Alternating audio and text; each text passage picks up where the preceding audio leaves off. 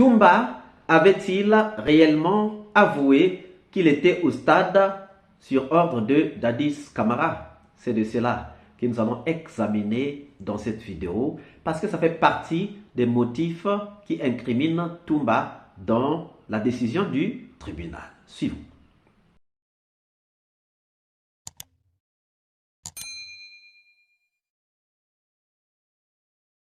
Bonjour, bonsoir, cela dépend de l'heure à laquelle vous regardez cette vidéo. Bienvenue si vous nous découvrez pour une première fois. Encore un réel plaisir pour moi de venir devant vos écrans pour vous apporter des analyses du Soleil d'Afrique.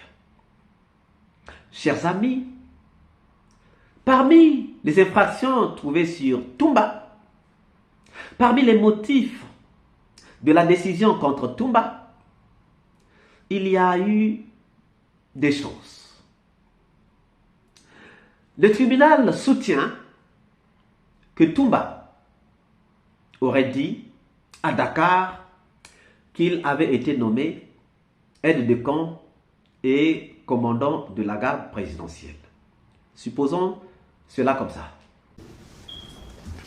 Sur la responsabilité du commandant Aboubakar Diakité dit Toumba, vu l'article 28, les articles 28 du statut de Rome,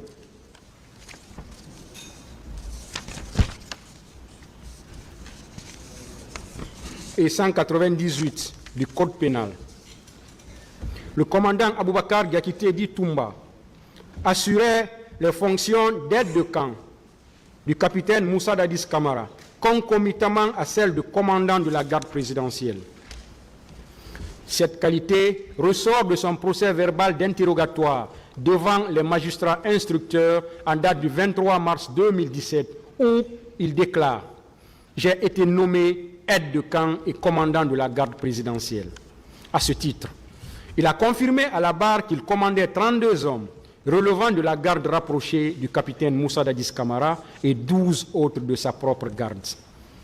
Le commandant Mohamed Condé dit Escobar, témoin, a déposé en ces termes « J'étais le commandant du salon le 28 septembre 2009. Le commandant Toumba m'a ordonné de ne pas laisser le capitaine Dadis sortir au risque d'avoir affaire à lui. Quand le capitaine Dadis a forcé pour sortir, j'ai retiré la clé du contacteur de la voiture pour l'en empêcher. Il m'a giflé. » Aussi, lors de son interrogatoire à la barre, le commandant Aboubakar Diakité dit Toumba, en narrant les péripéties de la prise de pouvoir en 2009, a affirmé que c'est lui qui a désigné Begré commandant du camp Koundara. Pour preuve, lors des événements du 3 décembre 2009, alors qu'il libérait les éléments de Begré, retenus au PM3 à l'époque, il s'est adressé à ce dernier en ces termes. « Begré, tu t'es référé à qui ?» Cela prouve qu'en plus des 12 éléments de son salon et des 32 hommes du salon présidentiel, le commandant Aboubakar Diakité dit Toumba exerçait un commandement direct et de fait sur celui qu'il a désigné au camp dénommé Koundara. Aussi, dans le même registre, le commandant Aboubakar Diakité dit Toumba jouissait, en plus de sa proximité du chef de l'État, d'une forte influence qui se justifiait par ses pratiques occultes et sa connaissance des arts martiaux. Au cours des débats, en dépit de nombreuses questions sur les motifs de sa présence au stade, le commandant Aboubakar Diakité dit Toumba n'a pas apporté d'éléments suffisants pour emporter la conviction du tribunal dans la mesure où il ressort clairement de son procès verbal d'enquête préliminaire dressé par la section de recherche de la gendarmerie de Dakar ce qui suit. Aux environs de 14 heures, le commandant du salon m'a confirmé que le président était toujours au bureau. Ces propos consignés dans le procès verbal sus-référencé ont été confirmés par le témoin Mohamed Condé dit Escobar au cours de sa déposition à l'audience publique. De sa qualité de supérieur hiérarchique, il est établi, à travers les déclarations de Alpha Amadou Baldé devant la commission d'enquête internationale, que le commandant Aboubakar Diakité dit Toumba est parti au stade du 28 septembre avec 8 de ces éléments sans énumérer leurs noms. D'ailleurs, en se rattachant à l'esprit de l'article 28 du statut de Rome susvisé, il n'est pas nécessaire qu'un supérieur hiérarchique connaissent l'identité exacte de ses subordonnés pour être tenus responsables de leurs crimes.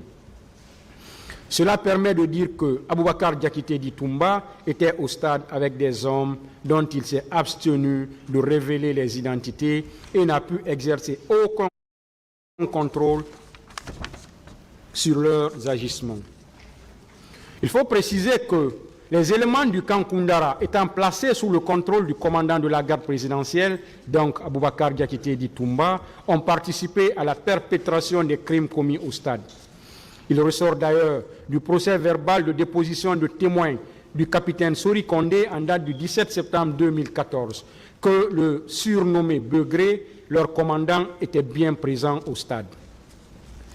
Cette déclaration corrobore avec celle d'autres personnes présentes sur les lieux, notamment Selouda Lengalo, Sidia Touré, Lousseni Fall, qui ont soutenu que les tirs ont commencé avec l'arrivée du commandant Aboubakar Diakité Toumba à la tête d'une horde de bérets rouges armés qui tiraient et bâillonnaient la population civile, causant ainsi des cas de mort, de blessés graves, de viols, de coups et blessures volontaires.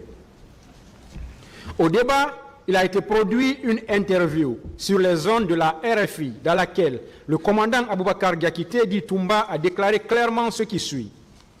Je demande au général Sekouba Konaté de me gracier par rapport aux événements du 28 septembre, parce que ce jour-là, on s'est rendu au stade du 28 septembre et que même eux, ils le savent, c'était sur ordre du président de la République. Moi, je ne me reproche de rien parce que l'armée, nous sommes sous ordre. Je ne peux en aucun cas me permettre de prendre tout un groupe de militaires comme ça et aller agir. L'armée, c'est la hiérarchie et la hiérarchie, c'est les ordres. Cette pièce nous permet de conclure que le commandant Aboubakar Diakité Toumba s'est rendu avec ses éléments au stade du 28 septembre. En l'état, il convient dès lors de le déclarer coupable de crimes contre l'humanité du fait de sa responsabilité de chef militaire. Sur la responsabilité du capitaine Moussa Dadis Camara. Posons-nous une question. Dans la note de nomination, y a-t-il aide de camp et commandant de la garde présidentielle ou seulement aide de camp? C'est tellement simple. Dans la note, il n'y a pas commandant de la garde présidentielle. Il n'y a que aide de camp. La note qui nomme Toumba le nomme comme aide de camp. Ça, c'est le premier point. Deuxième point, si Toumba était commandant de la garde présidentielle, quel était donc le rôle de Pizi, qui était le ministre chargé de la sécurité présidentielle? S'il y avait un commandant de la garde présidentielle, pourquoi avoir un ministre de la garde présidentielle? Ça aussi, c'est une question. Et puis, il faut savoir que lorsqu'on interroge Toumba à Dakar, il n'est pas assisté d'un avocat pour lui donner les mots qu'il faut, les meilleurs mots à dire. Il n'est pas assisté par un avocat. Or, dans des enquêtes criminelles, il aurait fallu qu'il eût été assisté par un avocat.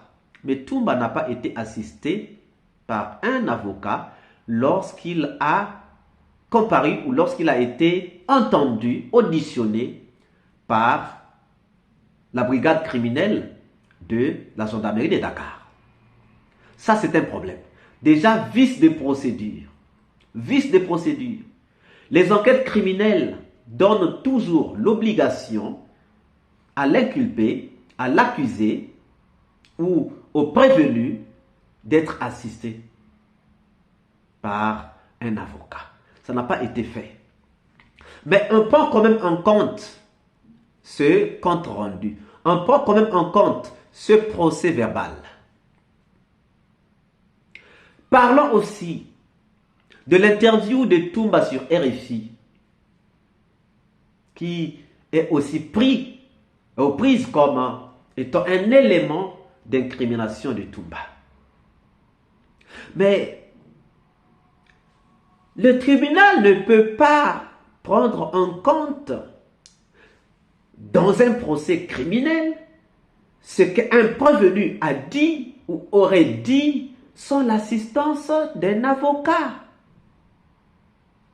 Il y a vice des procédures. C'est ça qui se passe. On prend en compte les CV, les PV des gens lorsqu'ils sont assistés des conseils. Parce que les conseils aident les gens à mieux parler, à mieux mettre les mots. Chers amis, vous savez que les mots ne se comprennent pas de la même manière par tout le monde. Si vous prenez les mots comme profit, comme avantage, comme bénéfice, tout le monde ne va pas les comprendre de la même manière. Un juriste et un commerçant ne vont pas avoir la même compréhension des mots comme profit, avantage, bénéfice. Le commerçant va beaucoup plus s'appuyer sur bénéfice. Parce que c'est un langage qui lui est approprié. Donc, un militaire ne peut pas comprendre de la même manière un terme qu'un commerçant ou encore qu'un juriste. Lorsque Toumba dit que je demande à Sekouba de me gracier, est-ce que vous savez que tout le monde ne comprend pas ce mot de la même manière? Un militaire, un juriste, un commerçant ne vont pas comprendre le mot gracier de la même manière. Si on prend le mot gracier, le mot pardonner, le mot amnistier, vous savez que tout le monde ne va pas comprendre ces trois mots de la même manière. Il y aura toujours un fossé entre tous ceux à qui on donne ces mots. Parce que chacun va comprendre par rapport avec le langage qui lui est le plus habituel, avec le langage qui lui est le plus compréhensible. Chers amis. Oui. Et surtout que Toumba n'avait pas été assisté par un avocat lorsqu'il disait cela. Peut-on vraiment prendre cela comptant? Peut-on vraiment considérer cela dans un procès criminel? Vice de procédure. Donc, ce procès a été entaché de beaucoup de vices de procédure, de beaucoup d'irrégularités, lesquelles vont faire que certaines personnes vont être condamnées pour n'avoir pas mieux compris un terme, pour n'avoir pas mieux utilisé un terme. Mais il faut rentrer dans l'esprit de ce que la personne est en train de dire pour savoir ce que la personne est réellement en train de dire. Alors, chers amis, pensez-vous que ne pas être assisté d'un avocat et dire des choses, utiliser des mots, doit être préjudiciable? Pensez-vous que le tribunal avait le droit de s'asseoir, de fonder son intime conviction sur ce que Toumba aurait dit sans assistance d'un avocat? À quoi donc auraient servi les débats à la cour? À quoi donc auraient servi les débats dans la salle? À quoi donc aurait servi ce que le législateur dit, qu'on peut mettre les PV de côté et asseoir son intime conviction sur ce qui a été discuté dans la salle? Voilà la question que nous vous laissons et dont nous attendons les réponses dans les commentaires.